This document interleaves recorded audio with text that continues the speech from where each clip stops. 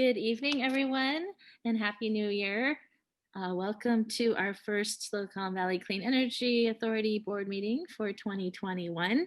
I'd like to call the meeting to order at 7 p.m. And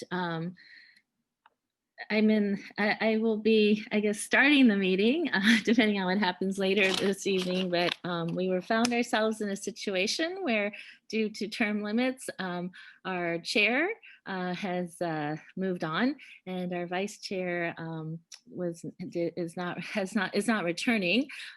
So as the most recent past chair, I get to start this meeting. So my name is Margaret Abekoga. I'm a council member from the city of Mountain View. And so I just want to welcome all of you. We have a few new faces. It's great to see. Welcome aboard. And we'll do a roll call. And then what I'd like to do is ask everyone to introduce themselves so we could get to know each other. So if you wouldn't mind, Andrea, doing the roll call. Sure. Interim Chair Abekoga. Here. Thank you. Gibbons. Here. Willie. Here. Hilton. Here. Fliger. Here. Tyson. Here. Rennie. Here. Elahi. Here. Martinez Beltran. Here. Walia. Here. Larson. Here. Ellenberg. Here. Thank you. And I'll check quickly. I don't see Chua has joined us yet, so Chua is currently absent. Great, thank you. So yes, if you wouldn't mind introducing yourselves, I would love to hear your name, where you're from, and maybe one or 2 points about what interests you with Silicon Valley Clean Energy would be great. So if you don't mind, I'll just look at my Zoom screen and just go box by box from the top. So I have Gustav, if you'd like to start off. Yeah, sure. Thank you. So hi, I'm Gustav Larson, council member for the city of Sunnyvale. And while I have been an alternate on this board for some time, our primary board member, Nancy Smith, did such a great job that I almost never got to be here. So I'm glad to be stepping up to the primary role. I'm, as someone with a software engineering background, I love infrastructure, technical things. I also serve on the board of the Bay Area Water Supply and Conservation Agency, also known as BOSCA. So I get water and power. So Great. Thank you. Thank you and welcome. It's good to have you as the primary member from Sunnyvale. We'll go to Yvonne. Hi, my name is Yvonne Martinez Beltran. I'm from the city of Morgan Hill, councilwoman there, and this is going into my third year on SVCE. It has been a wonderful experience, filled with many people with lots of knowledge that I hope to continue to learn from and grow. Thanks so much. Great, it's great to see you back. Thanks, Yvonne. We'll go to Susan. Hi, I'm Susan Ellenberg, a member of the Santa Clara County Board of Supervisors. I represent District 4, which includes the cities of Santa Clara and Campbell, unincorporated pockets of Burbank and Cambrian, and a bunch of neighborhoods in West San Jose. I started on this board at the same time as Yvonne, so I'm beginning my third year. And I will say to the newbies that the learning curve for me, I shouldn't make presumptions, was nearly vertical. And this board has been so incredibly supportive and helpful. I have felt the expertise of so many others on this board, and everyone has been very generous in being willing to explain and walk through things. And of course, Girish is phenomenal at that. I would also warn, sounds a little strong, but just let the newcomers know that this is also the chattiest board that I have ever served on. So hopefully you're not in a rush. Thank you, Susan. We'll try to keep meetings going more expediently this coming year. Liz, welcome. Hi, welcome to everyone. And I'm Liz Gibbons. I'm the current mayor of the city of Campbell. This is my second time around as mayor. I'm in my second term, and I have term limits. So I've had the pleasure in my 6 years of being on the board here since its inception. And it's been a marvelous experience, commanding learning experience, but as Susan just said, great staff and great board members to learn from and share our experiences. So I'm an architect by profession and have a great deal of fun talking about architecture and building decarbonization. And you'll hear lots from me about all of that. So I look forward to getting to know all of the newbies and reconnecting with all the other members that we have. So thanks a lot. And here's off to a good new year, 2021. Thank you, Liz. It's great to have your experience. We'll go to Tina. Hi, I'm Tina Walia from City of Saratoga. My first term here. Background is in architecture and business. I've spent 10.5 years on the Planning Commission. I've met a couple of you over my tenure on the Planning Commission in different groups, mostly Silicon Valley Leadership Group meetings. I'm looking forward to learning a lot. This is a subject that I'm quite interested in, but I am prepared for a very steep learning curve, as Susan put in. Thank you for that, Susan. I am looking forward to learning a lot. And Liz, especially about the building decarbonization, as you mentioned, very interested in that. Thank you. Thank you, Tina. Welcome aboard. We'll go to John. Yes, so John Woolley from Cupertino, third year on the first term. And last year I was the alternate for Rod Sinks. So I'm taking the baton from him. I got some big shoes to fill since he was one of the first to help put this together. Glad that I'm on this. I mean, the importance of addressing climate change. I mean, we really do need to be doing as much as we possibly can. And so, well, to be a part of this sounds great to me. So looking forward to working with everyone. Thank you. Thank you. It's good to have you, John. And we'll go to Javed. Good evening, everybody. Thank you so much. It's also my third year. I'm now Vice Mayor of Montecito, or Mayor Pro Tem, as we call them, I guess. And this board really has been phenomenal for me as a first time as an elected official when I started 2 years ago. I think one of the strengths of this board was the founders were very involved, you know, between Howard Miller and Nancy Smith and Rod Sinks and Liz. It really was amazing, opened my eyes to a lot of things. And what we do here is not just fight climate change. And really, this is a fighting organization. This is not just rubber stamping things. We are out there exploring and trying to expand the borders of clean energy. So that's what makes this board so thrilling to be on. And I look forward to working with everybody. And newcomers, welcome aboard. I felt like a rookie for almost 2 years.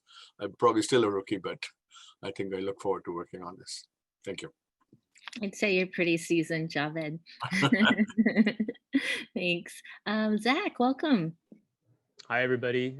Thank you. So I'm Zach Hilton from the city of Gilroy. And for me, this is the first time sitting in an elected office. I just finished 4 years on our Bicycle Pedestrian Commission.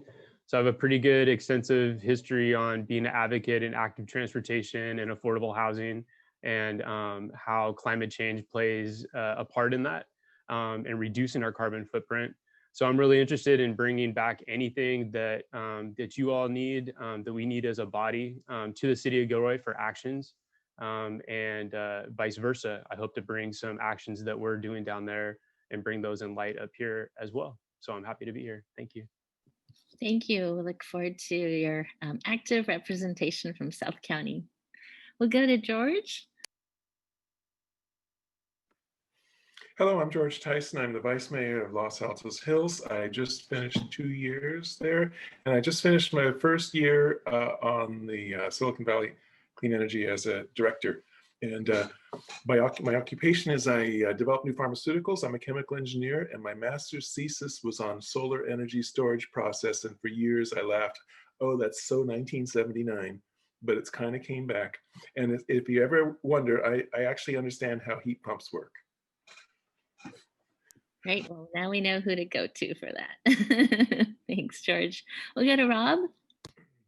Hi, I'm Rob Rennie. I'm Vice Mayor of Los Gatos, and I am, I guess, one of only two with Liz surviving founding board members. And I like to note that I was second chair when we first started delivering electricity.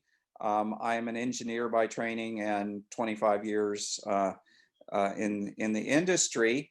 And I wanted to note to Susan, if she thought the board was chatty now, she should have seen it when we first started it, when I was chair, and trying to corral how all of the excitement back then, you know, this is always an exciting subject, but when we first started up, boy, was it chatty. And there are some upsides to be chatty. I didn't mean to shut everybody down or be a Grinch. Yeah. It's nice to connect and exchange ideas, but you know, it's a nighttime meeting. And I'd say, you know, since I'm an engineer, that one of the things I like doing most is being part of the risk oversight committee, where we really dig into the nitty-gritty technical details. Thanks, Rob. It's good to have you. Nisa. Hi, everybody. Happy New Year. Nisa Flagger, current mayor of Los Altos and starting my second year on the board. I've always had a passion, both in my personal and professional life, for environmental issues, environmental sustainability, climate change. And so I was very excited to serve on this board, first as an alternate like many of you, and then to be the board member, the director last year and this coming year. And in addition to being a very chatty board, I actually look at this board as a feel-good board, where I definitely leave every meeting feeling as if we are making a positive difference in California and the broader region. So happy to be on this board. Welcome to all the newbies. The learning curve is steep. I still don't understand everything, but it's still worth being on this board. You're going to enjoy it. So thank you. Thank you, Nisa. It's good to have you. And Evelyn, welcome. Greetings to everyone. Happy 2021. I'm Evelyn Chua, council member from City of Milpitas. I'm really excited to be part of this board. And I know already there's a lot to learn. And I'm hoping to learn from each one of you and get to know you. I'm really excited. I'm into climate change. I was chair of the water task force as well. So there's a little bit of similarity according to Garris. I think he was just trying to make me feel better. So thank you, and looking forward to the chatty sessions that we'll have in the future. I'd say it's all up to you how chatty you want to be. Okay. Well, thank you all. It's great to meet you. And just a little bit more about myself. I am in my 13th year on the Mountain View City Council. I did 2 terms, was set out for 2 years and came back. And I like to think of myself as being part of the conception of Silicon Valley Clean Energy. I was part of the group that started with the feasibility study for whether to move forward with the formation of clean energy. That was in my last year, my first tour, and then left the council for 2 years and came back just in time to be a part of the launch of service. And I've been on the board for 5 years now. This is my 5th year, and I'm served as chair 2 years ago, I believe now. My background's been mostly in public policy. I've worked for a member of Congress, for assembly member. And so I've been mostly excited about our work. And we now have a legislative action committee, ad hoc committee. But as you will see that we've had some challenges over the years in terms of regulatory and legislative roadblocks. And I think that we've really worked on our advocacy and made some big inroads. And so I'm very excited to see that. It's great to be here. It's great to see folks coming back, and welcome to the new members. So with that, I'd like to move on to the agenda, and we'll go to public comment on matters not listed on the agenda. The public may provide comments on any matter not listed on the agenda, provided that it is within the subject matter jurisdiction of SVCE. Speakers are customarily limited to 3 minutes each. However, the board chair may increase or decrease the time allotted to each speaker based on the number of speakers, the length of the agenda, and the complexity of the subject matter. Speaking time will not be decreased to less than 1 minute. And if you are in the attendee box and would like to speak, please raise your blue hand.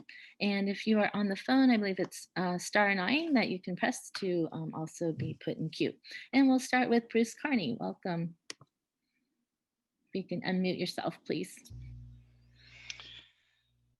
Thank you. Greetings to all of the new board members, and good to see you again to all the old board members. I'm Bruce Carney. I'm the chair of Carbon Free Mountain View. That was one of the citizen activist groups that actually lobbied to get Silicon Valley Clean Energy started up. And a big hat tip to Margaret, who was then and is now on the Mountain View Council, and also the city of Sunnyvale. Those were the two cities that got the ball rolling, and then Cupertino joined, and then the county joined. And so those 4 entities were the founding parents of the board, of the organization whose board you now sit on. And I have been so pleased and impressed by all the things that SVCE has done, the innovative programs, the continuation of being carbon free since day one.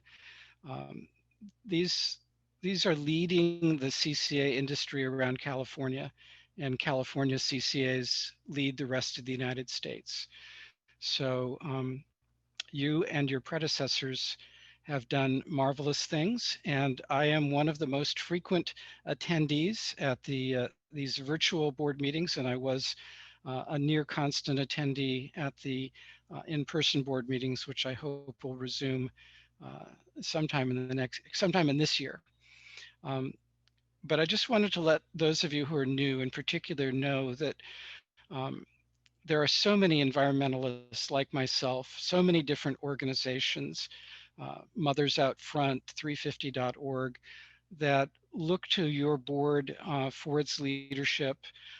They don't often attend in person, and I guess that's because SVCE is doing such a good job that there's nothing to complain about. But I am a person who likes to show up even when there's nothing to complain about, and hand out both praise as well as criticism. So until we get a chance to see each other face to face, this is the best I can do. But I will from time to time comment on items on the agenda, send the occasional email, and also tell you, the new ones especially, that Girish is just a great CEO, and it's been a pleasure to be part of the community that he serves and the team that he leads. Thanks very much. That's all I had to say tonight. Thank you, Bruce. And yes, Bruce and there's a group, Carbon Free Silicon Valley now. They've really have been instrumental, and I give them credit for getting the ball rolling. So thanks to you, Bruce, and all of the members of Carbon Free Silicon Valley for your leadership. I wanted to note too that in our in the attendee box, we have some of our alternates. We have Hung Wei from Cupertino, and Brian Mekachuk, I hope I said that correctly, from Montecito, and Larry Klein from Sunnyvale, and Sergio Lopez from Campbell. So welcome and thank you for being here. It's great to see you, and I hope that when you can join us for our meetings, you can do so, because as it was mentioned, it is a steep learning curve. I will admit I'm still learning. So the more that you can participate, I think that'd be great. We'll go now to, I don't see anyone else in the public comment attendee box, so we will close public comment and move to the consent calendar. And are there any members who would like to, directors who would like to remove or comment on any of the consent items? Seeing none, I would the motion to approve the consent calendar. Actually, if you don't mind, I'm going to go to the public to see if there's any comment, and then I'll bring it back. Thank you. Any members of the public wishing to speak on a consent item, please raise your blue hand and *9 if you're on the phone. I don't see any, so I will close public comment, bring it back to the board. And we had a motion from Director Gibbons and then a second by Director Ellenberg. Any other discussion? If not, could we get a roll call vote, please? Excuse me, Chair, just wanted to comment that I'm going to be abstaining on 1A because I did not attend that meeting and I have not had a chance to review the recording. Thank you. Great, thank you. Well, we will make that note. Same question for me. I did not watch the whole video. I watched part of that meeting. So would it be appropriate for me to abstain? That would be your choice, board members. So you can actually vote if you would like. If not, it would also be a fine for you to abstain in this case. Okay, so should I then call out my abstention just for 1A and? Yes, that would be fine. That would be noted in the minutes. But then when the vote takes place, you all can vote aye with the one no noted. Thank you. We will have 2 abstentions from Member Larson and Olia. Right. Thank you. Could we, Evelyn, Director? Yes. Yes. Thank you, Chair. I think I have to abstain on 1A as well. Okay. And the rest of the consent items, Girish gave me a very good background on them. I don't know if that's okay to vote on it. Yes. Yes, it is. Okay, thanks. Thank you. Thank you, Chair. Thank you. Director Beltran. Thanks, Chair. I just wanted to say, apparently we have alternate Councilwoman Armendariz from Gilroy is on, but I think she's on the public line. She wasn't on the attendees line. And so I just wanted to let you know that she is here. Great, thank you. Welcome, Member Armendariz. Anything else on the consent calendar for discussion? If not, could we get a roll call vote, please? Yes, thank you.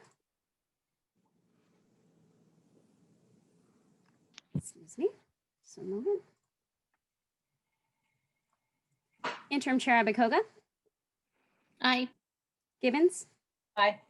Willie. Aye. Hilton. Aye. Flagger. Yes. Tyson. Yes. Rennie. Aye. Chua. Aye with abstention on 1A. Thank you. Elahi. Aye. Martinez Beltran. Walia. Aye with abstention on 1A, please. Thank you. Larson. Aye with abstention on 1A. Thank you. Ellenberg. Aye. Yes. Thank you. That carries. Great, thank you very much. We will now go to our regular calendar items. We'll start with item 2, which is the CEO report. Welcome, Mr. Balachandran. Thank you, Chair Abakoga and members of the board and the new members of the board. So on the CEO report, I have a few updates, and after I provide you those updates, we'll have our Director of Policy, Melissa Charles, give you an update on legislative and regulatory affairs. So for the new members, we have arranged an orientation session. Actually, we have 3 sessions, and the first one will be on February 5th. So you've been signed up at 11:30 a.m. We are looking forward to working with you. Item 2, great news to report. We reported it through email last week. We have received our 2nd credit rating and it is A, stable. So it's even better than the previous credit rating we got. And for a young organization like us, it really reflects the strong financial picture and the strong governance and management that we've put in place. So kudos to the entire SVCE team. And I say the team, it's the big team of all of us here, staff, board. And so that was great news for us. Item 3, in the CEO report, we provide you an update on our programs every month. I wanted to call attention to the Customer Relief and Community Resilience Program. You approved $10 million last year for that, of which $5 million was set aside for community resilience. So we have launched that program. I've presented to all your city managers, and I'm pleased to note that 2 cities so far have been preliminarily approved, and that is, we have our M cities, at least 2 of them. Milpitas has been approved for $700,000, Montecito for $18,000. There is no rush to get it in, but make sure it'll be great if you can get your applications in, and we'll make a note of that. If there's any information that we need to send you, we will, but we are in touch with your staff and your city managers too. So with that, I will hand it over to our Director of Policy, Melissa, to give you an update. Hi, everybody. It is nice to meet the new people and nice to see the existing board members. Happy New Year. So there's a lot going on with regards to legislative and regulatory policy. We'll be discussing those in coming board meetings, but one thing I did want to flag is that last year, the California Public Utilities Commission initiated a rulemaking to procure electricity for next summer. So it's considered emergency procurement. And this proceeding is currently going on, and there's a lot going on with regards to it. Most recently, the CPC issued a decision which orders the utilities to procure electricity by this summer. There are going to be ongoing rules for CCAs like SVCE as well. And there will be new policies created, not only in relation to buying electricity, but also creating programs that allow customers to help contribute to grid reliability. And all of this is in response to the blackouts last summer. And so basically the PUC is moving at a very quick pace, especially for the PUC, a very quick pace, so as to mitigate the risk that something would happen this summer. The other thing I also wanted to talk about was that we have been doing early outreach to legislative offices, including local electeds like Senator Becker and Senator Cortese. And we have been meeting with their staff. We've also been meeting with certain legislators as well, just to talk about bills that they've initially proposed, and also to talk about areas of alignment and ways that SVCE can collaborate as well. With that, I will stop. There will be more to talk about on various subject matters, subject areas in the future, but I want to stop and see if there are any questions there. Thank you. Are there any questions for Ms. Charles? Nope. Okay. And Girish, did you have more? Or? No, sorry. That would be the end of the CEO report. Okay. Thank you. Any questions for Girish? If not, I will open this up for public comment. If there are any members of the public wishing to speak on this item, please raise your blue hand or hit *9 if you're on the phone.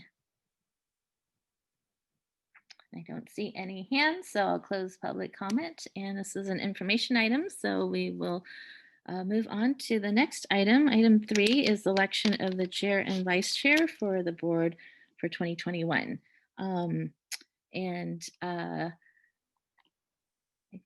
I guess, we'll start with the chair, is that right? Yeah. That is correct.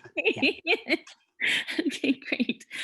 So what I would like to do is I have it's kind of awkward, but I've submitted my name to a request for your appointment as chair. Are there any members of, I guess I will take nominations from the floor. Are there any other nominations for chair?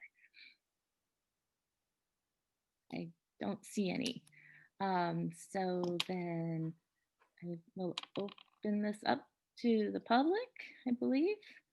Or are there any members of the public wishing to comment on this item? And I'll take for both chair and vice chair public comment at this time. I don't see any hands, so I will close public comment and bring it back to the board. And I see Director Gibbons. Thank you. I would second the nomination of Margaret Abekoga as chair of Silicon Valley Clean Energy. Thank you. And Director Rennie. It might be a little awkward, so maybe we should have, rather than Margaret making the motion, Liz makes the motion and I'll second the motion. Maybe we should do it that way. And I just wanted to add some comments.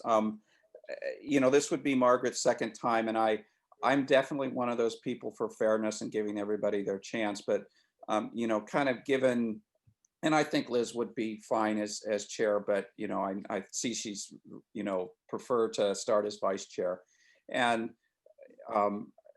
but given that there's a lot of new people, I think it's appropriate for somebody with experience as a chair to go ahead and do a second term as chair. And Margaret is extremely passionate about fighting global warming, so it's a very appropriate person to be chair again. So I will second the nomination for, I guess we're just doing chair at this point, but I'll also be supporting Liz as vice chair.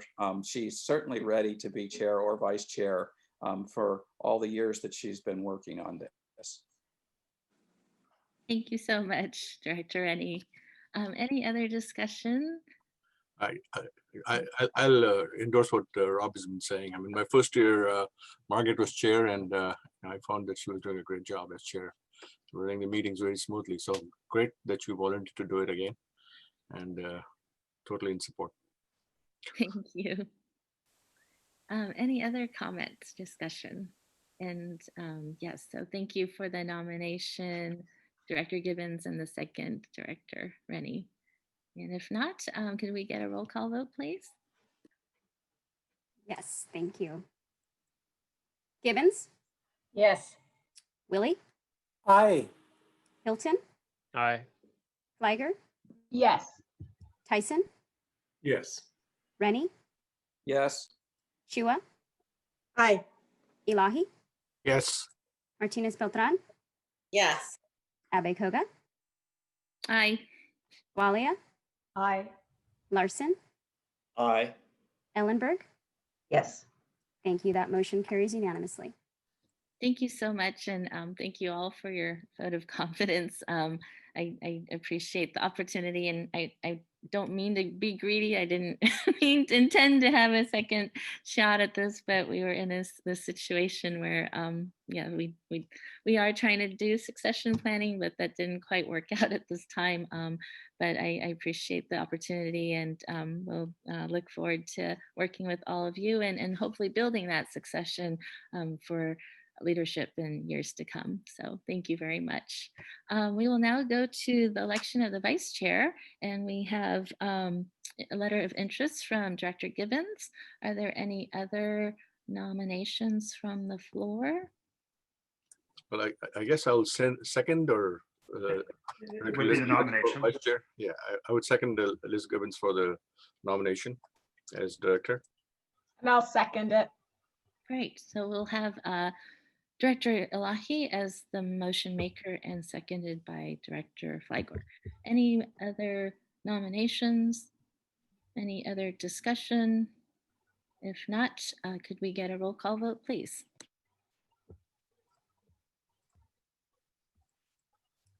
Chair Abekoga? Aye. Gibbons? Yes. Willie? Aye. Hilton? Aye. Flagger? Yes. Tyson? Yes.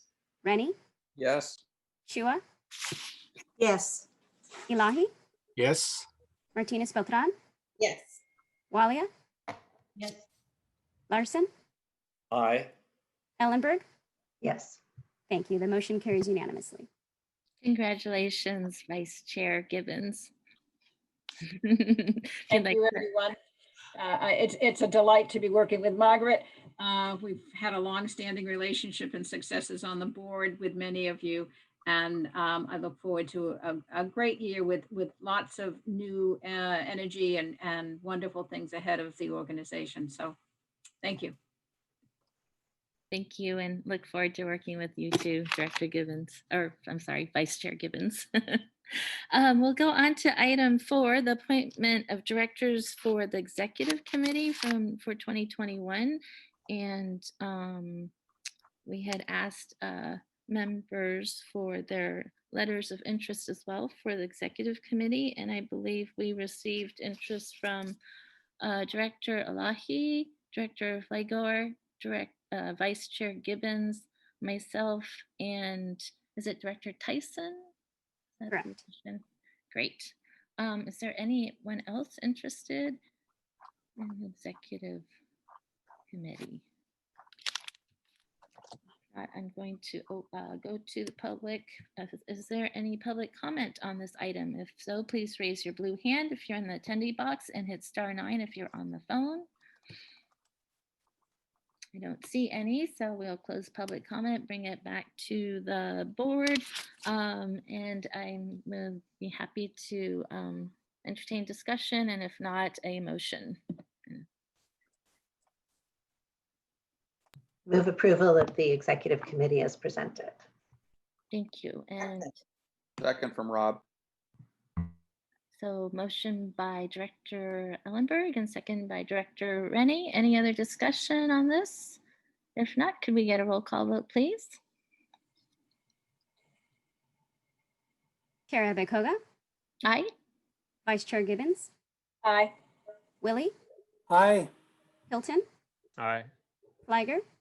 Yes. Tyson. Yes. Rennie. Aye. Chua. Aye. Elahi. Aye. Martinez Beltran. Aye. Walia. Aye. Larson. Aye. Ellenberg. Yes. Thank you. That motion carries unanimously. Thank you. We have a number of other committees, and we will be making those appointments next month. I believe you've all received information about those committees, and I hope that you will volunteer for one or more of them. Yes, we hope to get full participation by the board on a committee or two. So thank you. We will go on to item 5, approval and authorization of CEO for executive power for an executive to execute a power purchase agreement. And I will turn this over to our CEO, Mr. Girish. Yeah. So we'll actually have thank you very much. We're going to have our Director of Power Supply, Monica Padilla, make the presentation and the request. All right. Well, good evening and Happy New Year. Excited to be here tonight to bring you the first of many power purchase agreements that we are negotiating to meet our long-term renewable power supply requirements. So the one that we have in front of you tonight is the Atlas Solar 3 LLC PPA. And so with that, I'll go ahead and get started. Next slide. Okay. So this is the third request for offers or proposals that SVCE has conducted along with Central Coast Community Energy, which used to be Monterey Bay Community Power.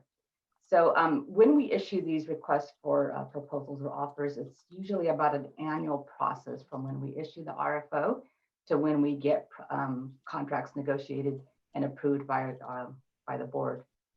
And so, as I mentioned, this is the first one that we're bringing to you out of our spring 2020 RFP that was issued back in April of 2020. So through that process, we've gone through a very extensive process to analyze many proposals, to evaluate them, score them, rank them, and then ultimately to develop a short list of candidate resources that we think are worthy for us to pursue. So for those of you who are new, I use a lot of jargon and I apologize in advance, but the ones that I tend to use the most is one called RPS, or what we call Renewable Portfolio Standard. And in California, a load serving entity such as Silicon Valley Clean Energy has certain RPS requirements, both on an annual basis and on a long-term requirements. So please ask me any questions if, as we go through this process, if I'm using too many acronyms or jargons, feel free to ask. Next slide. So through the RFP that we have right now outstanding, we intend to bring a total of 7 power purchase agreements to the board for consideration. These power purchase agreements, we can't really provide details to you about them, as we're currently negotiating many of the details associated with the contract. So our developers ask that we keep the information confidential until we're actually ready to execute. And so we'll tend to refer to them in terms of the technology itself. But assuming that we are successful and manage to get all 7 of the contracts negotiated and bring them to you for consideration, we will have added another approximately 25% renewables to our portfolio and to meet our needs. Next slide. So just to give a little bit of background, through the other 2 RFPs that we issued in the past, we now have a total of 7 power purchase agreements, or PPAs, I tend to use the term as well, that have been executed, with the first ones coming online later this year in 2021. So in total, we expect to have about 37% of our needs met in, say, 2024 under long-term renewable clean sources of power. So most of these projects are currently in development, meaning that they don't exist, so they're being constructed. A couple of them are existing. One of the requirements that we have under the state's RPS requirements is that we have a certain portion of our contracts or RPS executed under contracts of 10 years or greater. They call that our long-term RPS requirement, and I'll talk a little bit more about that. But you could see here that all of our contracts are at least 10 years in term. And again, the first ones will be coming online later this year. And so staff is gearing up to put in place the systems and the contracts and the resources needed to make sure that we're able to schedule those resources and optimize the use of the batteries and the resources. Next slide. So you can see here a little bit about where those projects are located. They tend to be in California. We have one that's in Nevada right now. It's a solar plus storage resource that'll come online in December 2022. But for the most part, they're in California. If it's solar with storage, they tend to be in the Central Valley, a lot of them in Kern County. So through this RFO that we issued in 2020, we sought to get some diversification in the location. So we're trying to get some resources to come online or to be located in places other than the Central Valley.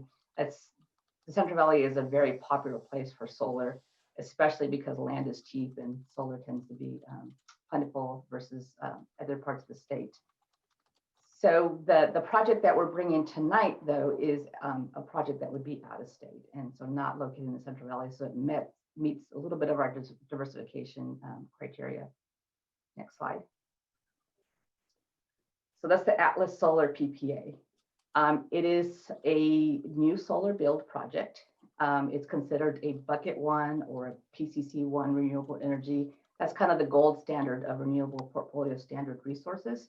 The CPUC, or the California Public Utility Commission, sets requirements on how much of your RPS can come from different types of categories of renewables. All of ours are coming from bucket 1 or PCC 1, the gold standard. We don't procure under the other categories. That was a board kind of directive that was issued or given to us when we first started.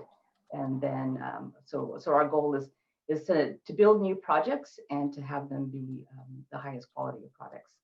Again, the project name is Atlas Solar 3. The term is 10 years, starting at the end of 2022. It's located again in Arizona in La Paz County. It's our share of this project, which we will be sharing with Central Coast Community Energy, or 3CE, is 50 megawatts, and it'll make up approximately 4% of our annual load. The price is at a fixed price with no escalator. I cannot share the price with you in this meeting, but all of our contracts are provided to all of the board members for their viewing under confidentiality. So if you really want to see what the contract looks like, you're welcome to connect with the board clerk, and she can share the information with you. So the amount that the contract is expected to cost over the life of the project, or the life of the project, the 10 years, is not to exceed 27 million. One thing to note on this project too is that, again, it's coming out of Arizona. It'll be coming to California on a transmission line that is in process. It's a 10 West link. It's about 17 miles of transmission line in California and 125 miles in Arizona. It is my understanding that for the Arizona leg of the transmission path, they've acquired all the permits necessary, all the land acquisition and permits. And in California, they're still working through that process. But there's it's a highly probable path that will get built in time for this project to come online. Next slide.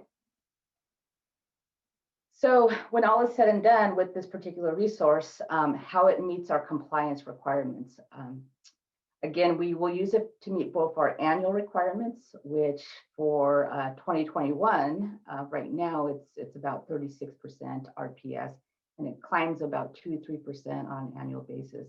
But for Silicon Valley Clean Energy, our board has directed us to adopt a much more aggressive RPS on an annual basis. Our target is closer to 50% RPS per year.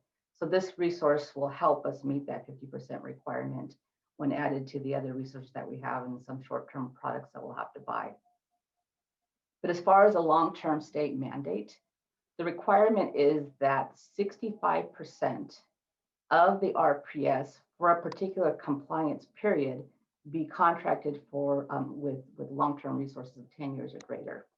So in compliance period 4, which is the one that we're currently in, and it goes through 2024, the overall RPS is 40%. So 65% of 40% is 26%.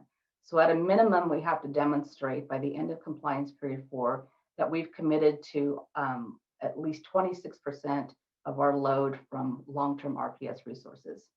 We're currently at 25% as a result of the 2 RFOs that I mentioned earlier. And so with this project, we will be right at 26%. And we're not, even though the project produces about 4% of our needs on an annual basis, because it comes on so late in compliance period 4, it'll only give us an extra percent. Our goal as defined in the strategic plan and also included in the board approved 2020 IRP is to try to procure at least 5% above the minimum standard per compliance period. So while we do hit the minimum number, there's always risk of project development being delayed, or the resource not performing, or even a contract being terminated. So we've set a target of 31%. Next slide. Again, if the board is to approve this PPA, then they will be authorizing the expenditure of up to $27 million over the life of the contract. And those funds will be appropriated or sought on an annual basis when the budget comes to the board. Next slide. So when added to the existing resources that have already been approved by the board, we'll be looking at a total of $1.1 billion worth of long-term renewable contracts that SVCE has committed to, and about 40% of our load, again in 2024. Next slide. So the request today is to authorize the Chief Executive Officer to execute the power purchase agreement with Atlas Solar 3 in substantial form, and any necessary ancillary agreements and documents for the following key terms. It's for 50 megawatts of solar photovoltaic supply qualifying as portfolio category content 1 renewable resource. It's for a 10-year term with an expected delivery start of December 31st, 2022, and an amount not to exceed $27 million. And I will note that our counterpart or our peer 3CE approved this, their board approved this contract earlier this morning. So with that, I will open up for discussion. Great, thank you, Monica. Are there any questions from directors? Yes, Director Willie. Two questions, not really all that technical, but so Atlas Solar 3, does that mean there was an Atlas Solar or 2 project and an Atlas Solar 1 project, and this is a continuation, or is this truly their first attempt? Yeah, so the site where this project is located is actually a very large solar site. So this is one of many projects that they're developing at that site. And the way that developers tend to structure these contracts or these projects is for an individual off-taker, such as SVCE combined with 3CE, they'll form a limited liability corporation just for that contract. So it's the same project, but since they have different contracts with different buyers, each one of them is their own independent LLC. That's very typical in the development, in the renewable development world. So this is coming online, this Atlas Solar 3. Is Atlas Solar 1 and 2 already online? Do they have that? I don't know the exact answer to that. I can certainly get back to you on that, but my understanding is no. They're not all online yet. They come in on phases, and this may be one of the later ones, but I don't know exactly when. Okay. And then But I the can other get one, back to you on that. sure. The other one, being naive at this point, but interested. So for this Atlas Solar 3 project, I'm thinking it's traditional solar panels. How many acres is it going to be comprised of? You know, just out of interest, you know, just kind of to get an idea of how big these solar farms are. Another good question. I don't know the answer to that right at my I'll just disposal. jump in a little bit here. Typically, solar is 6 acres per megawatt. So at 50 megawatts, 300 acres. Yeah, so just so this project, Atlas Solar 3, is actually a 200 megawatt project. SVCE is taking 50 megawatts, and 3CE is taking 150 megawatts of this project. They have a much bigger appetite than we do. Great, thank you. We'll go to Director Elahi. Thank you. Yeah, I'm glad you're working on these projects, and I understand this is just a solar, but doesn't have storage with it. I was curious, the transmission line, that's not normally something that SVC is getting involved in. This is a new transmission line. Is it going to be all underground? And are we sharing costs of this line with anybody, or is somebody going to be paying us for the transmission? Who else is sharing in participant in the transmission line? So the transmission line is not, we will not own the transmission line, nor will the Atlas project. It's an independent transmission line that'll have different project off-takers, different solar facilities and other resources that are located near it. It'll most likely be all above ground. And usually the cost of the transmission path is embedded within the price of the PPA. And so that's how we pay for the use of the line. But we will not, we have no connection to the transmission line itself. So is that going to be an ongoing payment that we're making, or the customer ends up paying for it? Like, yeah, so again, the PPA price is a fixed price over the 10 years of the project, and it's intended to cover the cost of transmitting it to the California-Arizona border. Thank you. And Director Ellenberg. Thank you. I'm curious to know about the risk level of contracting with and investing in a project that is just being created now, as opposed to installations or projects or products, I'm not sure the right word, that are already in existence. That's a really good question. There is a lot of development risk on all projects. A project has to go through a permitting process. It has to get financing, it has to buy all the equipment, and then deal with the labor to actually construct these. So all along that, throughout that whole entire process, there's a whole lot of risk of delays. That's why most of these projects take about 2 years to come online. At the early, right now we're looking at 2 years a minimum to get a project built in California. We don't have a specific directive to do only new projects. When we issue our RFOs, we look at both existing and new projects. The reality is that there's just not enough existing renewable resources that are available for us to contract for 10 years or greater to meet our long-term RPS requirements. So in a sense, we're almost forced to have to buy into new projects if we want to meet our requirements. And there are protections each step of the way if something does fall apart? Yes, all of our contracts, the ones that are new builds, require a development deposit. It's basically it's a large fund of money that gets put into an account. And if for whatever reason there's delays in the project start that are not excusable for whatever reason, then we can draw on that fund. And it's intended to compensate our cost of having to go out and replace this resource. Thanks so much, Monica. Mm-hmm. And Vice Chair.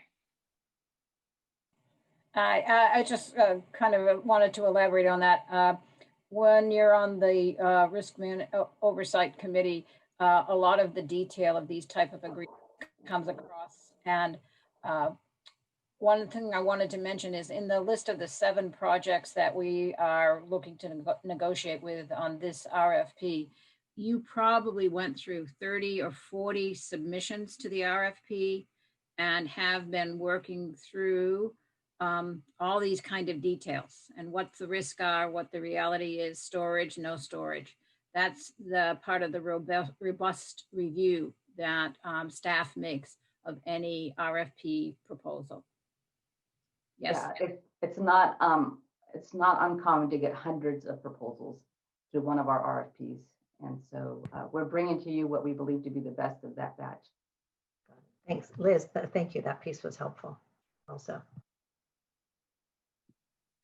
Any other questions?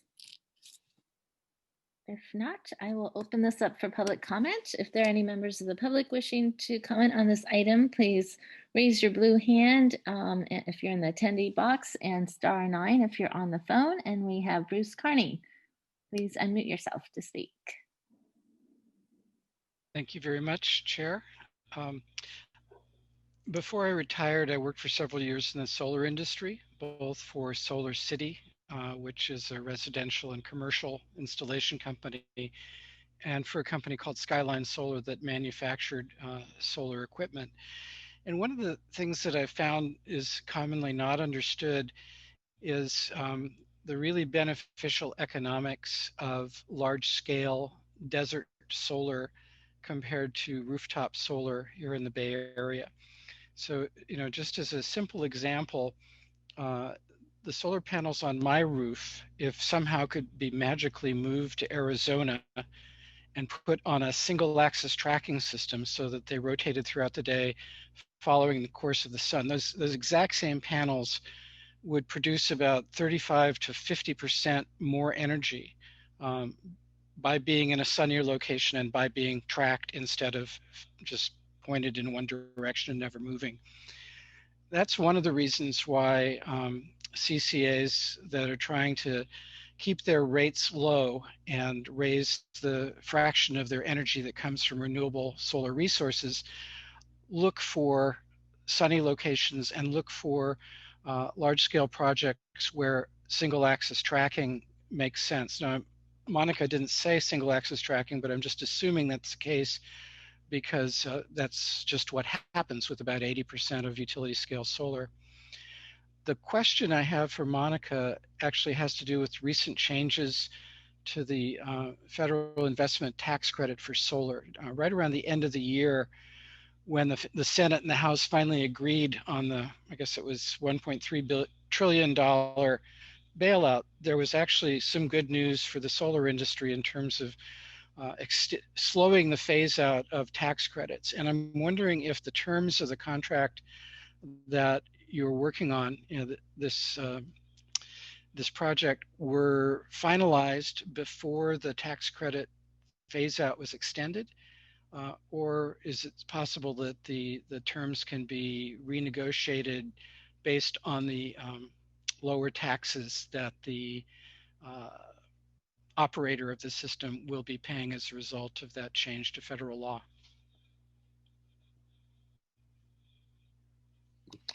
Thank you, Bruce. We will see if there's any more public comment, and then when we bring it back to the board, I could ask for a response to that. So are there any other members of the public wishing to speak? I don't see any, so I will close public comment and bring it back to the board. Would you mind responding, Monica, if you can? Sure. Yeah, to answer the last part of your question, the terms and conditions for this contract were actually finalized before the Senate approved the extension of the ITC. That said, we do have other contracts that we are negotiating, and we've posed that question to the developers that we're working with, if there's any ability to, what we call sharpen the pencil, or to take advantage of this, the extension of the ITC. What we've heard thus far, and what we understand, is the projects that we're negotiating and the start dates that they have will not benefit necessarily from the extension of the ITC. Those are for projects that will get built later than what we were looking for. So while we're happy, because we'll have to go out to shop again anyway, we'll get the benefit of that, of the federal support of solar investments, but not for this round of negotiations or these contracts that we're negotiating right now. Thank you. Any other just comments from board members? And if not, I'm happy to entertain a motion. This is an action item for approval. Yes, Director Tyson.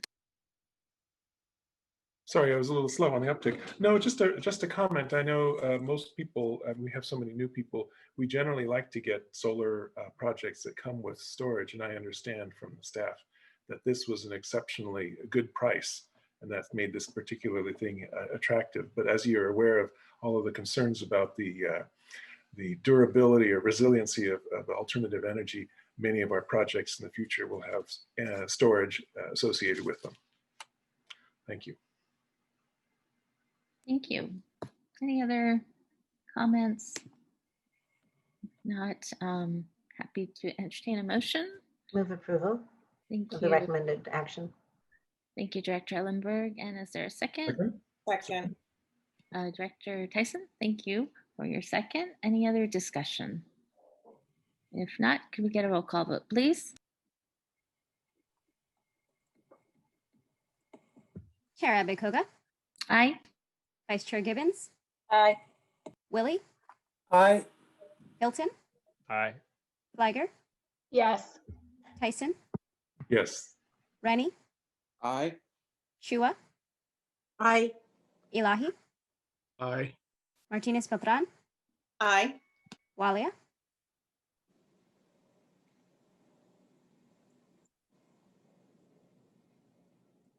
I'm sorry, Waller. Sorry, technical glitches. Aye. No worries. Thank you. Larson. Aye. Ellenberg. Yes. Thank you. That motion carries unanimously. Great, thank you very much. We will go on to item 6, which is an update on our digital engagement initiatives. And we have Mr. Don Bray, who will be presenting. Welcome. All right, thank you, Chair, and good evening, directors, and to all the new directors. Great to meet you. I'm going to be joined tonight in this presentation with Pam Leonard, who is our Director of Communications. Next slide, please, Andrea. So tonight we're going to provide an update on what we're doing with our digital outreach efforts. This is something that has been established as a real priority for this year. It's new to us, especially new at the scale we're doing it. We're going to talk about our new online customer resource center, known as the eHub. And we're going to talk about our email outreach and digital advertising activities. We really began these in earnest, meaning at scale, in the October-November timeframe. And right before we started that, we conducted a very significant customer engagement survey. And in this survey, we worked to understand customer awareness around climate and energy, fossil fuel use, electrification, decarbonization, and understand their priorities and their interests. We also worked on piloting a new equity lens. So this is, equity is really important for us, and we wanted to see if we could understand, again, customer attitudes and awareness by socioeconomic quartile. So we're going to share with you how we did that and talk about some of our results from the perspective of this new lens that we've employed. Next slide, please. So why a focus on digital? The goal here is to empower customers with the awareness, knowledge, and resources they need to make effective clean energy choices. And of course, this is a major part of our mission as SVCE. Historically, outreach has been in person.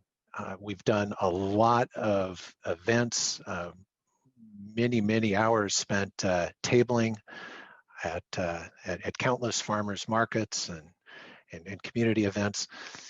There are only a handful of us at SVCE that are regularly engaged in these activities, and we have 270,000 customers.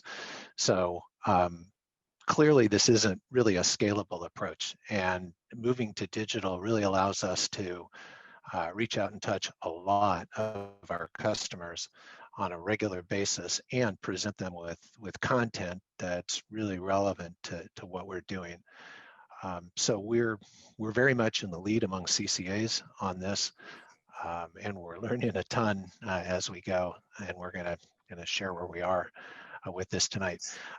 One other thing about this, of course, is digital can be remote, and in light of everything that's happened last year with COVID, the focus that we took last year to move in this path turned out to be pretty prescient. So we're really in a position now where we can continue to engage with our customers even though we're operating remotely. Pam, I'll turn it over to you. All right. Good evening, directors. Next slide, please. So we have new tools and tactics that are allowing us to deliver on our expanded digital engagement capabilities. The first of which, of course, is eHub. This was also known as the Online Customer Resource Center. It's one of the programs approved in our decarbonization programs roadmap. It contains several tools that customers can use to explore and learn more about electric vehicles, about clean electric appliances, and about solar and battery storage. We also have a new email platform with Granicus and GovDelivery. This is a popular emailing tool that many local governments use. And this allows us to utilize our status as a public agency to email our customers since we do have customer information on file from the data that we get from PG&E. And finally, we're going to be deploying ads digitally as well as some other methods to drive more awareness and education around electrification. And part of that is through a partnership with a broader coalition. And we are also going to be running a series of ads to drive traffic to our eHub and some of the promotions that are offered through the site. Next slide.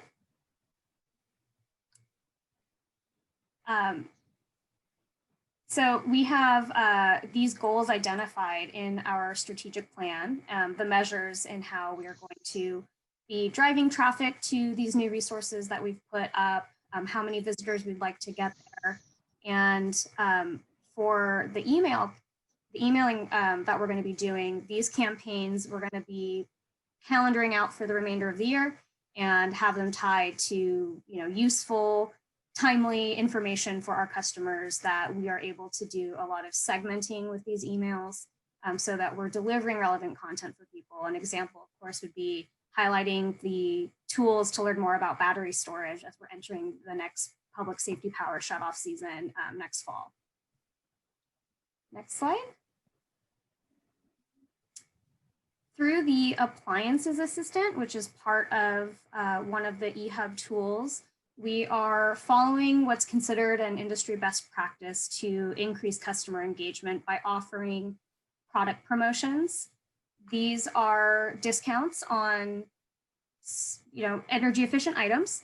Currently, we have $50 off portable induction cooktops that customers can purchase and then apply for a downstream rebate. We also have discounts on LED light bulbs and smart power strips.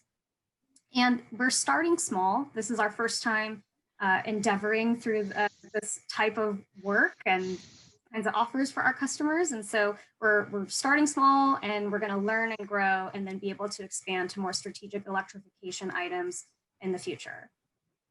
Next slide. We will be deploying a series of ads starting this winter and running, of course, through a big opportunity with Earth Month. I think these the promotions that we'll have available will likely make up for a change in availability of how many Earth Day festivals we used to attend all throughout the communities.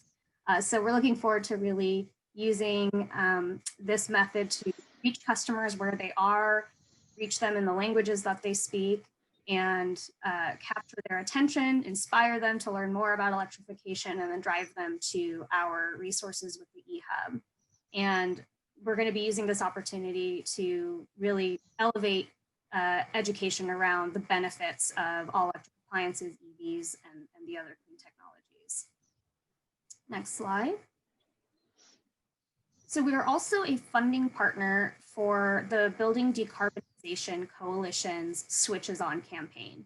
This is an electrification awareness campaign that has been put together, dreamt up by a bunch of different other load serving entities, CCAs like us throughout the Bay Area, public utilities and investor-owned utilities, all coming together with the same mission around building electrification and elevating customer awareness and education about the benefits of switching to electric appliances. The campaign started back in mid-November. You may have seen some of these ads. I'd be very curious if you have. There's an ad on TV that's being run through Comcast, and we are excited that this campaign started and sort of is leading into our other digital campaign around eHub, since the messages are so complementary. The next page or next slide. Getting into the survey, we, knowing that we had planned to do this really robust media campaign and advertising campaign and emails to get customers engaged with our new resources, we figured it was a really good time to take advantage and do a baseline awareness survey to measure our customer awareness and engagement before we embarked on doing all of these campaigns. And we had done previous surveys over the years, and so we included some of those similar questions to make sure that we're still on track with customer interests and how they align for how we built and organized the information presented throughout our website and eHub. And we will also be doing a follow-up survey just to make sure we're able to measure how engagement has increased and awareness, and also try to get a measure of satisfaction and customer feedback on the tools that we've provided. There is a possibility of some sample bias in some of our questions. We did only survey SVCE residential electricity customers, and we recruited with having the survey topic of energy and sustainability in the Bay Area. This was advice from our survey, the people who did our survey, which is ADM, our EM&V consultants. It was done during the political season, so to sort of combat some polling fatigue, it was recommended that you be a bit more specific. But despite that, there wasn't any evidence of significant bias in the answers that we received. So next slide. So the survey was administered last fall, right before before elections, and it was done by email and phone.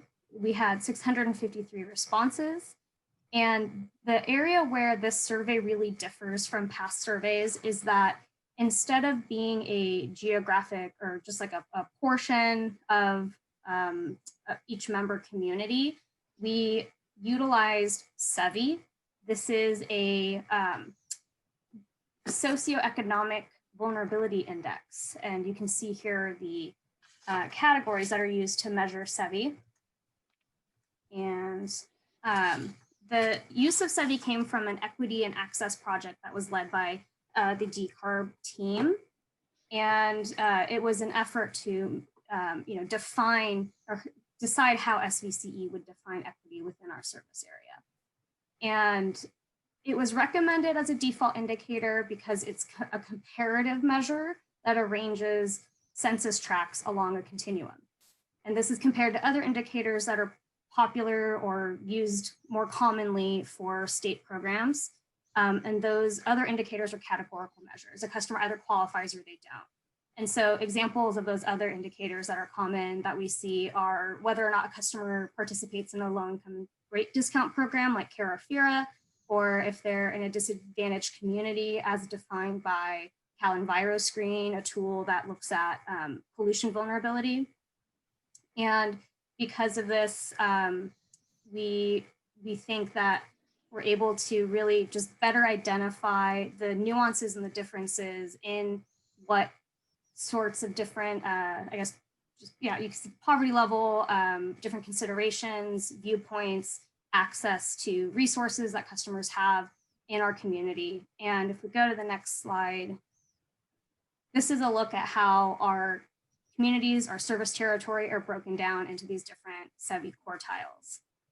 And then the next slide is a map that shows how this compares to DAC, which is one of the categorical measures that is used often by the CPUC.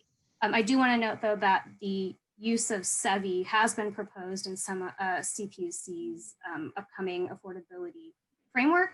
And so it's not something that's just totally unique to what SVCE plans to do with this information. So next slide. I'm going to turn it back over to Dawn right now.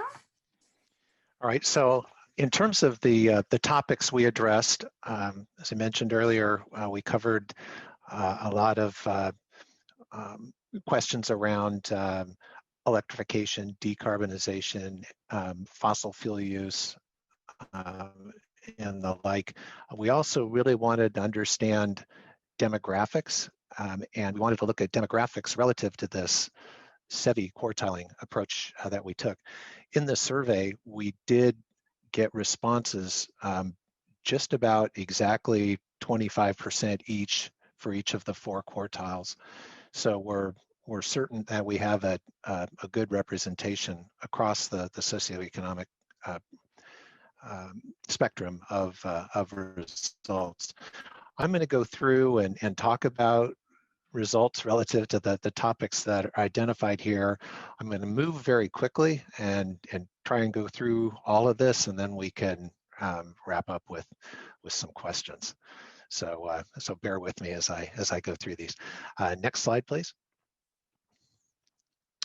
Okay, firstly, looking at home ownership demographics, SEVI 1, which is the highest socioeconomic quartile, 85% home ownership versus 45% home ownership in SEVI 4. And you can also see, the correlation for rental. In terms of electronic access, digital access, this is something we were really interested in. And we were happy to see that, at least in terms of cellular access, pretty universal really across SEVI. Basically, pretty much everyone has a cell phone these days. However, internet connectivity, access to internet at home, there was some variability between SEVI quartiles. Next slide, please. In terms of single family versus MUD, and this is an attribute that's super important to us in the marketing and outreach we do because needs are very different, single family versus MUD. We saw an 80% SEVI 1 single family home profile and 44% for SEVI 4. If we look at apartments. So I'm on the second to the bottom line now. People living in apartments in a building with 4 or more units, 29% in SEVI 4 versus 7% in SEVI 1. Next slide. In terms of language, just remarkable how multilingual our area is. So when you look at only English is spoken, pretty consistent really across all SEVIs. We did see that there was a preponderance of Spanish in SEVI 4. Next slide, please. This one was very interesting to us. We saw that 2/3 or over 2/3 of the customers we surveyed had heard of us before, and this was unprompted, or they were asked if they heard of us. They didn't know the survey was coming from us. And then the other questions we asked basically support that. So again, more than 2/3 of customers understand that our electricity rates are lower than PG&E, and that we provide exclusively clean and renewable energy, and that we're a not-for-profit public agency. So a reasonably high level of understanding out there among our customers about who we are. And interesting counterfactual, the question on are we a division or branch of PG&E? Most people knew that we weren't that. So good to see that that we're understood by the community, even though we're only 3 years old. Next slide.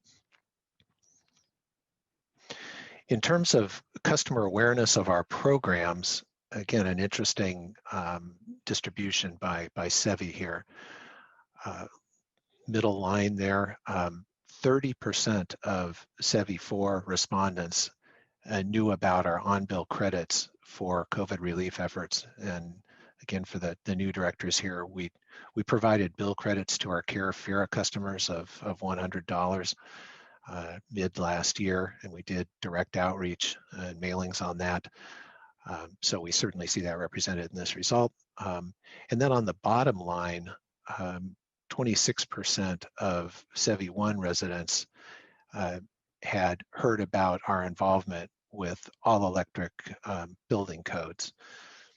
Again, consistent with the fact that I think home ownership is especially prominent in SEVI 1. Next slide, please.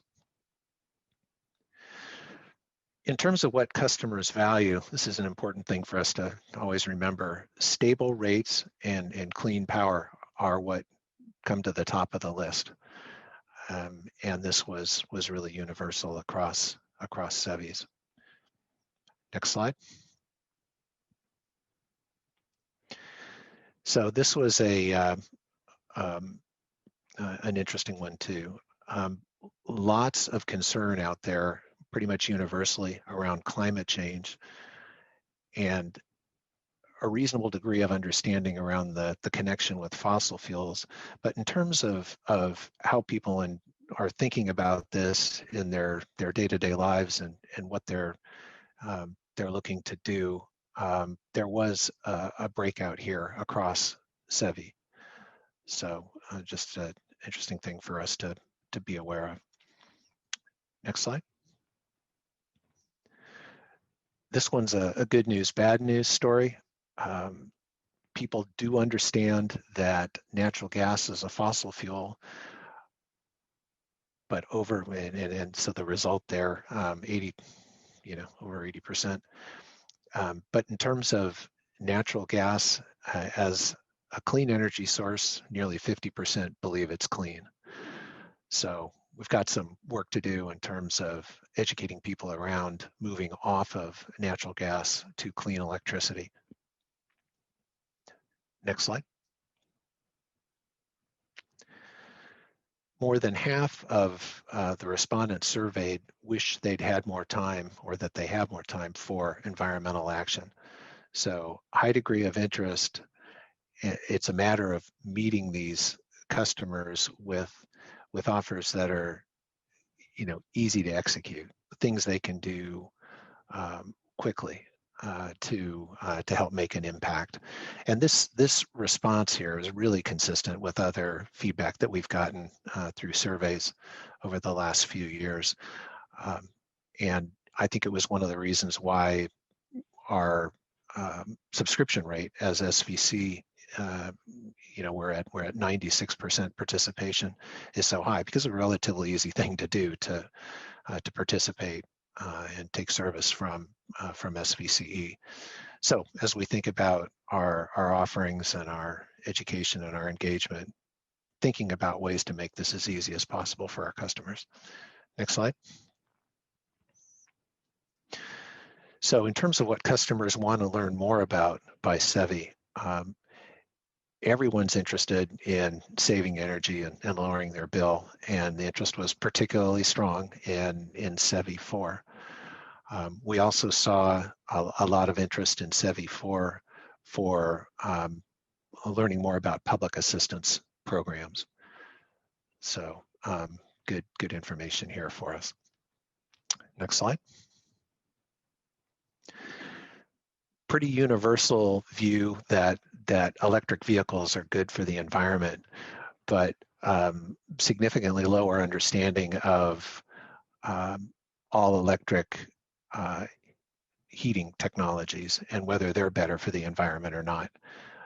So again, a real education opportunity for us in terms of helping people understand the impact of natural gas use for heating in their homes. Next slide. We're getting close to the end here. So in terms of access to electricity for EV charging, we saw a real differentiation here in that most respondents in SEVI 1 had access to a plug. In other words, they park at or near a garage or a space where there's electricity. But in SEVI 4, you see a very different answer, 32%.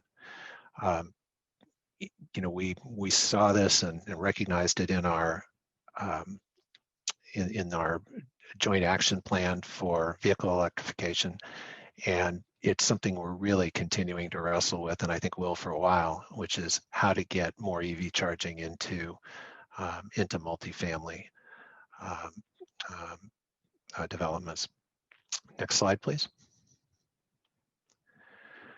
In terms of what comes to the top of the list for customer purchase plans, lots of interest in EVs and battery backup. So a lot of our promotion work that we're going to be doing will be, of course, focused on EVs and batteries, and helping customers understand all the new options and incentives available and that sort of thing for these purchases. Next slide. All right, so at the end of all of this, what are our key takeaways? We were really pleased to learn in this survey that people do know who we are, and we have a real opportunity here to build on that and continue to advance SVCE as a real resource for our customers in terms of electrification and decarbonization. In terms of our digital messaging and outreach, there are very noticeable differences in needs and interests across different SEVIs. And we need to be very thoughtful in the work that we do in terms of messaging and to address the needs of those respective communities so that we're being inclusive. And as Pam mentioned, we will be at the end of this year executing the survey again to see if we've moved the needle any, relative to all of this, and as a result of our outreach efforts this year. So that's it. Back to the chair for questions. Great, thank you, Don. Any questions from board members? Yes, Director Ellenberg. Thanks. John, that's and Pamela, that's really, really fascinating data. I'm curious to know what the measurable impact is that you're looking for. Is it simply increased awareness when you go back and survey again? If more people recognize the name, will that be a success, or is there a more specific, tangible goal of the outreach beyond brand recognition? So in terms of these questions, at least, we would hope to see more people understanding the benefits of electrification. Or for instance, I mentioned the example of fossil fuel use or natural gas use in homes, and people not really understanding, say, heat pump technology and the relative benefit of that. That's a needle that we're going to have to move, and it's going to take time to do that. But can we make progress on that, over this next year? Can we help people understand the benefits of all electric appliances and the like? Our goal, of course, as SVCE is really to advance all of these things into the community, and there's other work we're doing to survey that. But in terms of education and outreach, that would be a good example of Thanks. And awareness we're looking to propagate. Yeah. I really appreciate that you did this in different languages and really broke it down by different demographics. How do you think the equity piece intersects when you're talking about all electric, maybe to renters that can't make that change, the importance of electric vehicles when those may be unaffordable?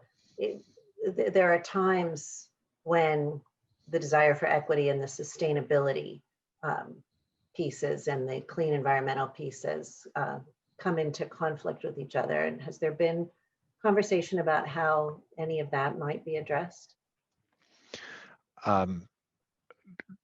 You really phrased that question well, because yes, they do come into conflict. And I think an opportunity for us as SVCE is to really look at the next best opportunity, in a sense. So one of the reasons why we're looking so hard at and working so hard on EV charging in multifamily is because many multifamily residents have electric cars. Electric cars are coming way down in price. Leases are super inexpensive right now. But if you can't plug your car in at home, it's a non-starter for you. Sure. So we have several innovation pilots going right now around charging at MUD. We have our Cali EVIP incentives focused on that.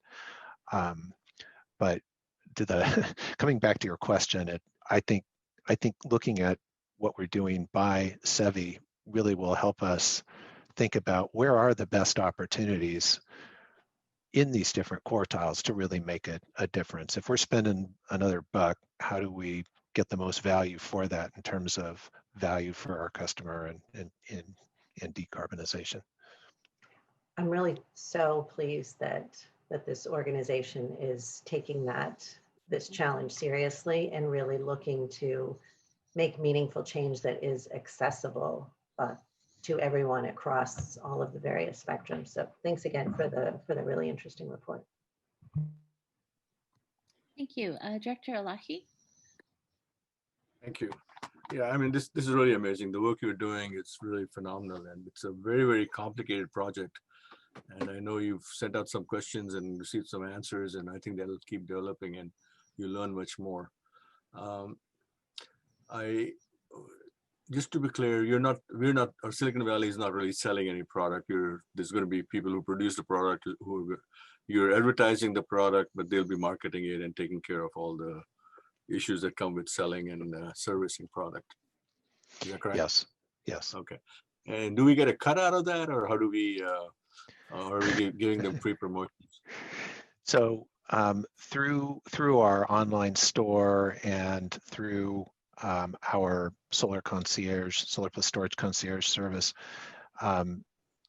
any money we would get like that goes back to the customer in a discount.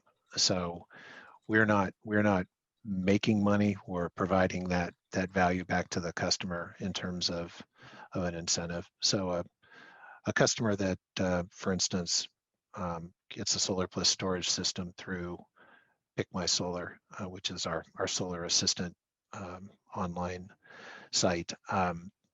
Yeah, there's an incentive the customer gets if they deploy a battery, and that's really funded by this, in a sense, incentive that the vendor is providing back to us. Yeah, and so, and I assume that's after we take out our costs for doing whatever we're doing. And also, is that, do you have some flexibility in that discount to have it targeted more to the people who need it the most, rather than just doing an across the board discount? We could do that. We do that in some of our programs today, like the heat pump water heater program, for instance. There's an additional incentive for Care Fair customers. Okay, good. And I know PG&E is also doing a lot of things, and I guess one place that looked obvious is people are still don't understand that gas is not clean energy, and the thing it is. And PG&E's name has gas in it, so maybe that's a way of separating yourself out of from PG&E. Do you see any serious efforts by PG&E to keep control of their territory? Because in a sense, we are making inroads into their territory as we are selling more clean energy and also advertising these products. Do you see any concern that PG&E is concerned about what the clean energy CCAs are doing?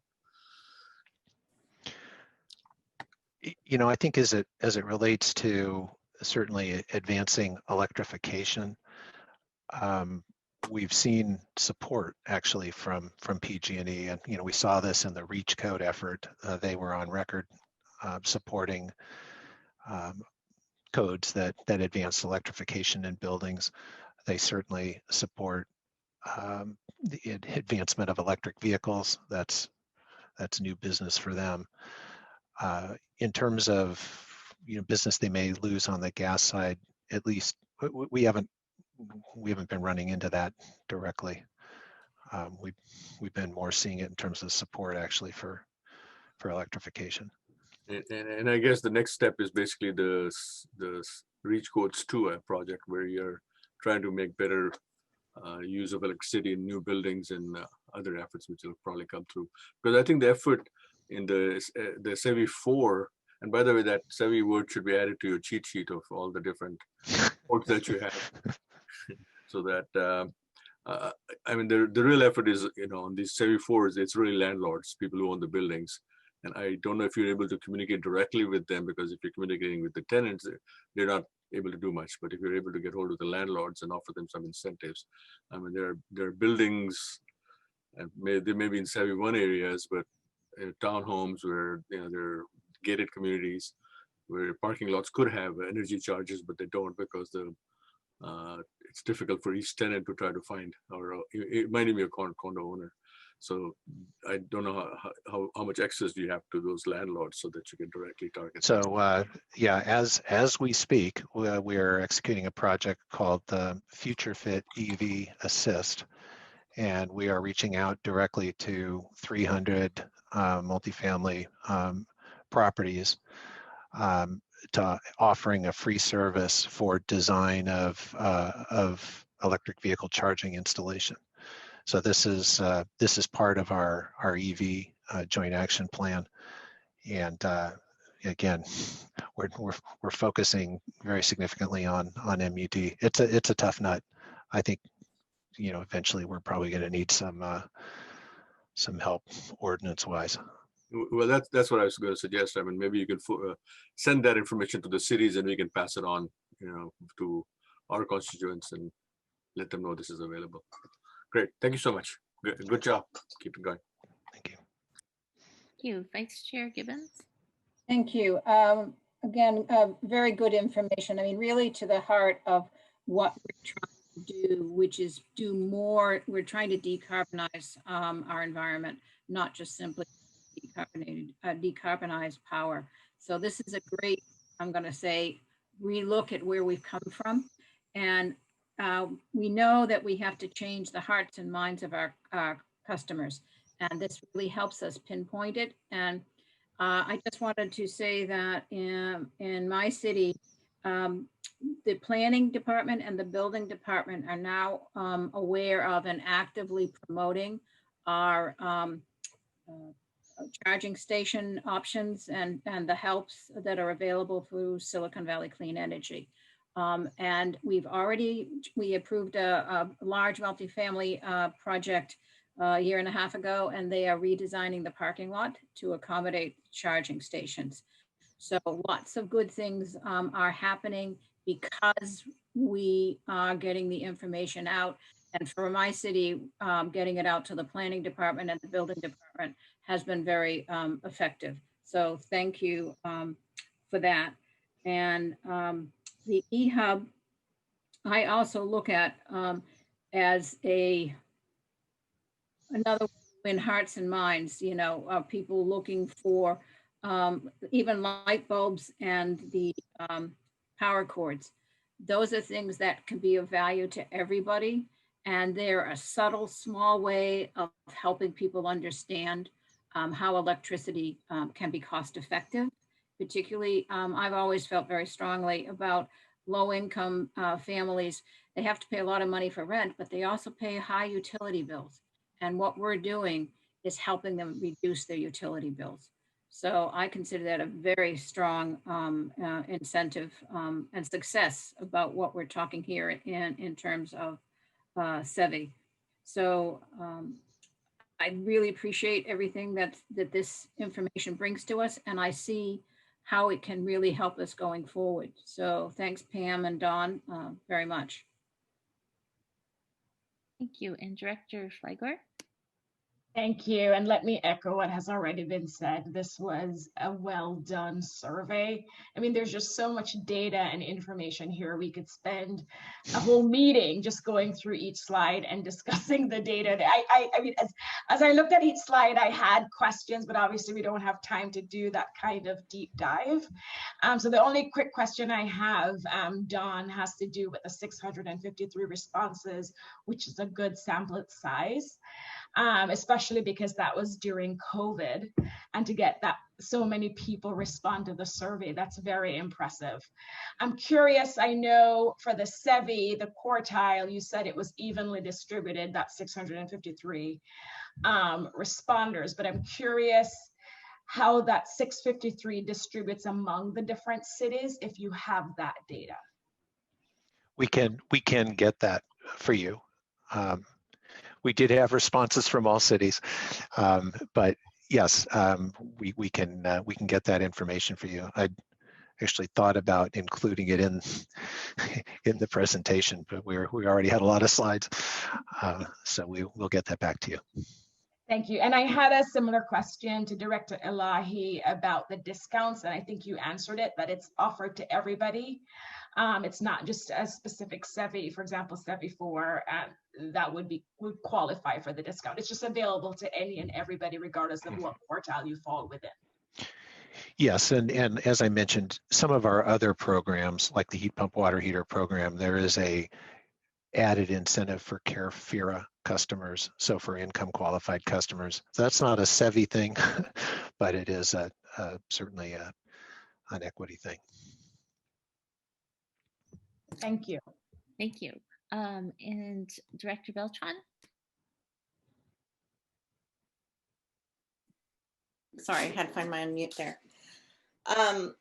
I really want to thank the team. Also, I know you've had lots of congratulations tonight, but that's because this is so fantastic in looking at what you've done. I think this really just paints a big stroke for us on some of the things we need to focus on. And I'm really excited about, first we talked about looking at, you know, who's renting versus people who are owning homes. And so I'm hoping that we can try and take some of the programs that we have and have those focus on rental as well as owning. I'm sorry, I'm gonna have to come back. I'm at home and. No worries. We'll come back to you when you can. We'll go to Director Rennie. Okay, I'll fill in while she's taking care of business. To Nisa's question, if you look in attachment 1 of item 6, table 2.6, it gives you the percentage of the SEVIs by cities. There, it's kind of page 7 of the report that's in there. And then I really more had a comment on the ads that you showed early on. I really liked, especially since we were talking about people not getting that natural gas equals, greenhouse gases. You had one with the water heater and you tied it to fracking, which I think people know more that fracking is bad.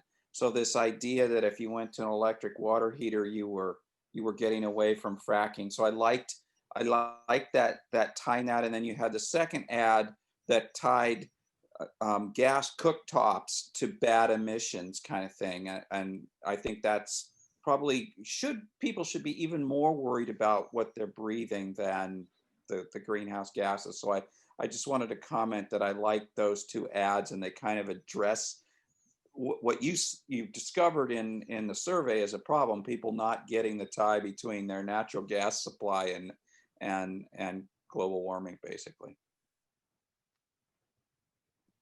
Thank you.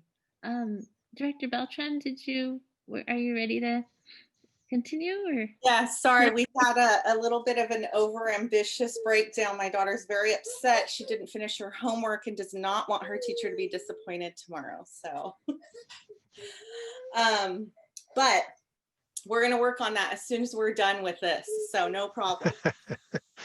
I was saying that perhaps we could focus a little bit on reaching out to landlords. I'm not sure if that's something that we've thought about, but I thought that this really made me think about that, since we've got, I forget what it was, but like 44% that we're renting, that maybe we need to be talking to homeowners, but also need to be talking to landlords. I remember when I was doing some work in planning, we were upgrading lots of multifamilies, and that was kind of where New York had decided to put a lot of their energy and greening up. Of course, we're doing that now here too, but again, maybe looking at landlords to invest in some of those properties with the heaters and the electric cooking and all of that.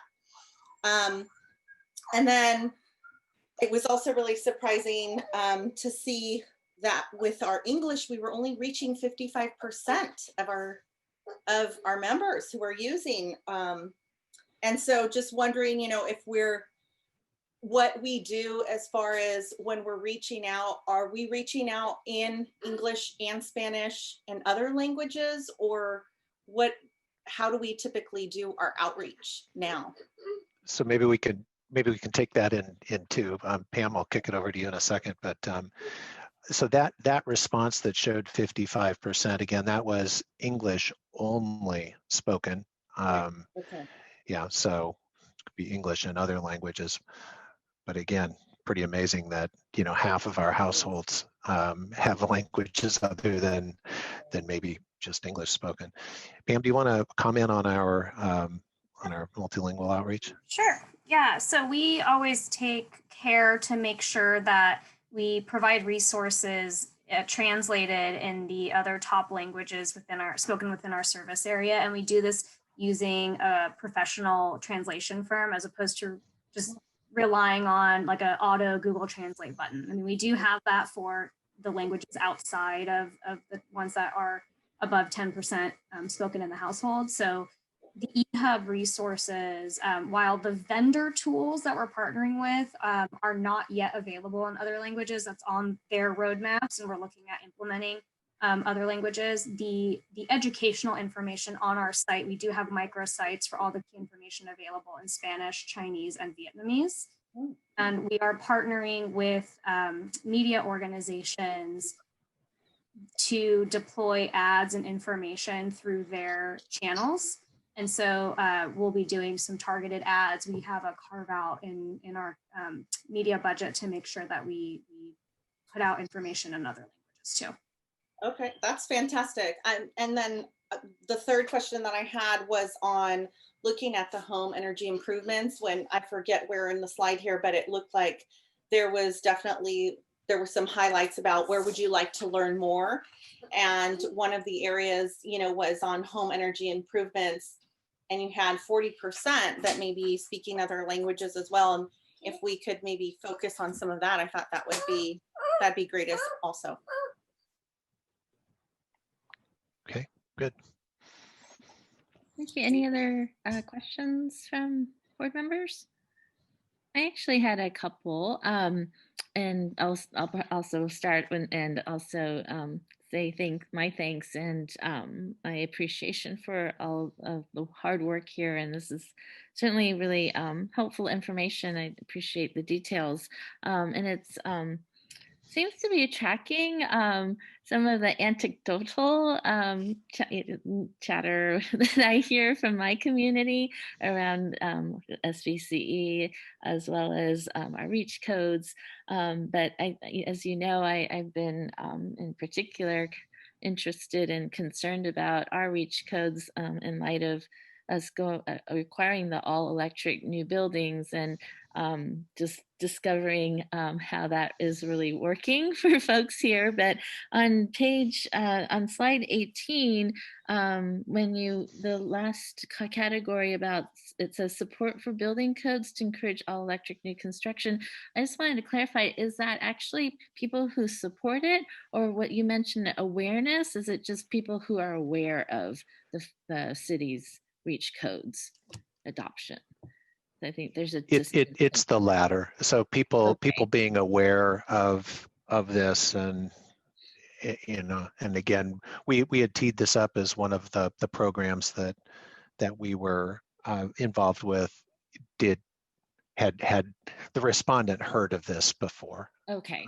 Okay. So, I think that is a distinction that yes. This is an important one because I'm certainly hearing from folks who may not know about it, but may not necessarily be totally on board yet. So I think there's, and I've said this, over and over, but there's still a lot of education that we should be doing around our REACH codes and going all electric.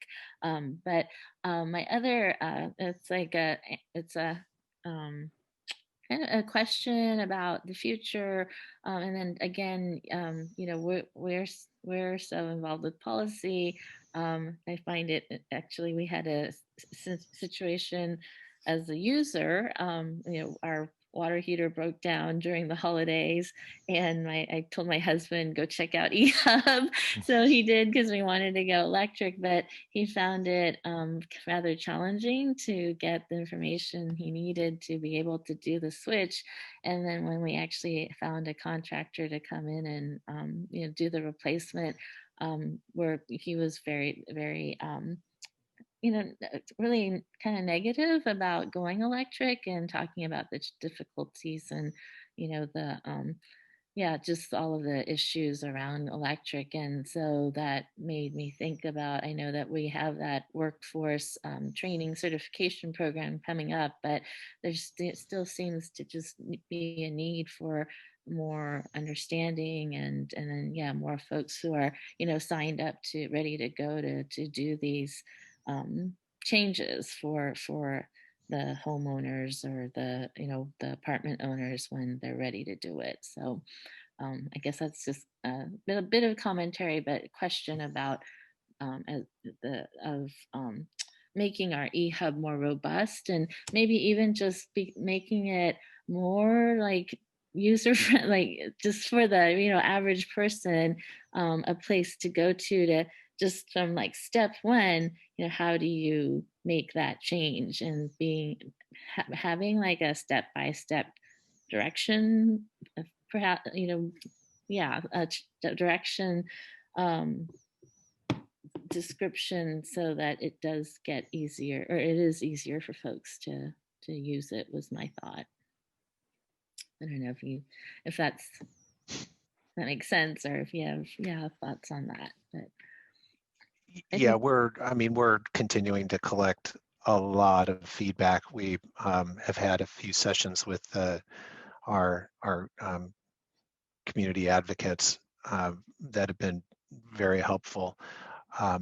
We get a lot of input around, simple things like menu structures, making it easier to get to certain types of information, and and we've put a lot of that. We kind of put it in as soon as we get it, because those types of changes are pretty straightforward. We do have quite a bit of content out there, but to your point, you know, the optimal way to arrange that is, I think, going to be an ongoing challenge, and it's just going to be a matter of continuing to collect feedback and iterating on the site as we get that feedback. And as Pam mentioned, one of the things that we did this survey, one of the reasons we did this survey and that we want to do it again, is that when we do it again, we will enter more in terms of, if you've been to the site, you know, give us some feedback. We'll also over time put in the opportunity to provide feedback to customers that are there. You've all seen that on websites. We have had thousands of visitors now. You know, we'll share that information over time, really to each of the major sites, and so we're definitely getting people there, and I think we're gonna learn a lot from that. Thank you. Director Beltran, did you have something else? Thanks. I wanted to just ask, Dawn, when I'm looking at this, I want to make sure that I'm reading it right. So you're taking all of those different index factors, and then, so for example, on table 3-15, you've got the home energy improvements, energy appliances, battery storage, high efficiency, electric water heater, etc. One being better off having a 49% interest versus 4 being, I guess, the worst off, having 40% interest, right? And you're just taking all of those different socioeconomic indicators, education, poverty level, all that. Yes, so the SEVI basically scores a census tract. So the different attributes that were listed, housing burden, education, et cetera, that results in a score for a census tract, and that census tract could be a 1, 2, 3, or 4.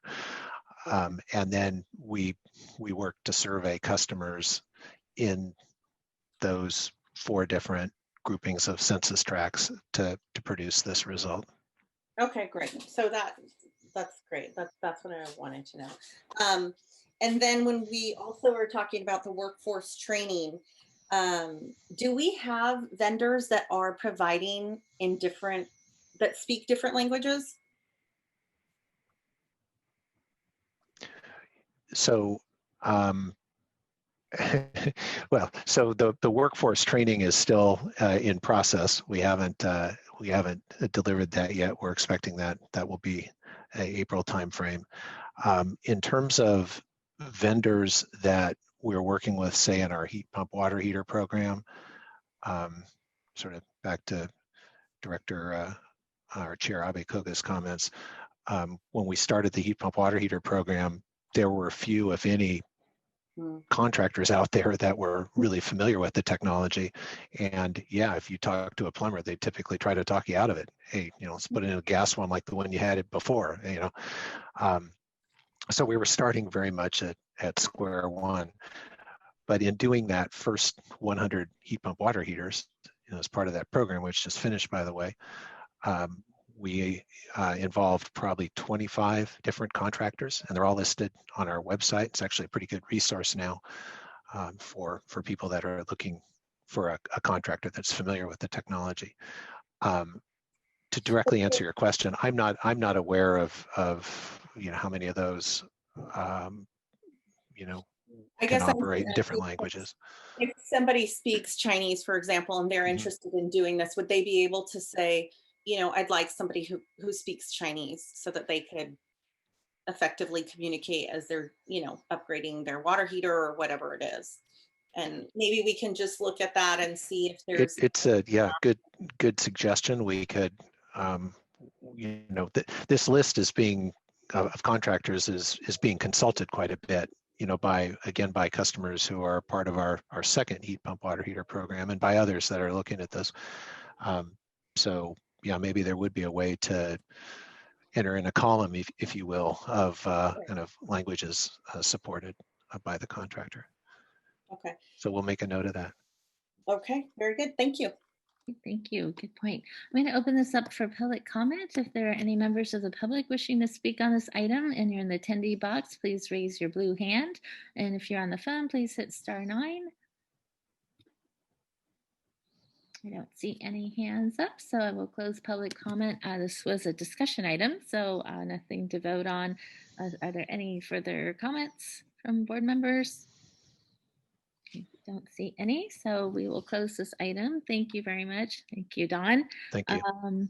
And we will go to board member announcements and direction on future agenda items. Does anyone have any announcements? Nope, doesn't look like it. So with that, we will adjourn the meeting. Thank you so much for your participation. We'll look forward to a great year. And please stay safe and healthy, and we will see you next month. Take care.